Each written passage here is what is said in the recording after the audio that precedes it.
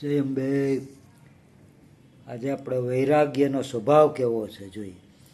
સાચો વૈરાગ્ય જીવનમાં અસફળતા પ્રાપ્ત કરવાથી નથી આવતો, પણ તે તો વિવેકજન્ય છે. સાચો વૈરાગ્ય પદાર્થોની ક્ષણિકતાના અને વિષય પદાર્થોમાં સુખ નથી તેવા જ્ઞાન અથવા અનુભવનું અને સત્ય અને આભાસના તફાવતના જ્ઞાનનું પરિણામ. વૈરાગ્ય એક મહાન અદ્ભુત પ્રાદુર્ભાવ સમાન બ્રહ્મલોક સુધી પહોંચી જાય અને છેવટે તેને પણ એક સૂકા તણખલાની જેમ છોડી દે છે.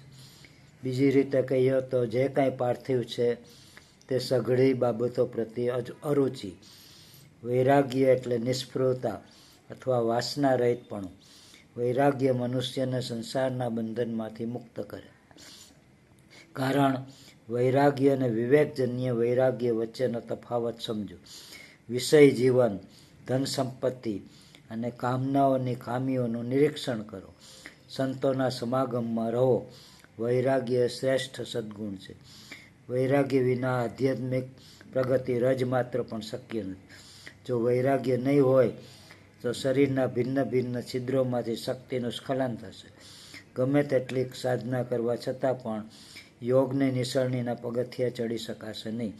એ મોક્ષપ્રિય સર્વ દિવ્ય સદ્ગુણોમાં વૈરાગ્ય સર્વશ્રેષ્ઠ છે. વૈરાગ્ય શાશ્વત જ્ઞાન અથવા વિકલ્પ સમાધિની સ્થિતિના શિખરે તેમને લઈ જવા માટેની એકમાત્ર સાધના છે. વધુમાં વધુ વૈરાગ્ય કેળવો, સદા જાગૃત રહો.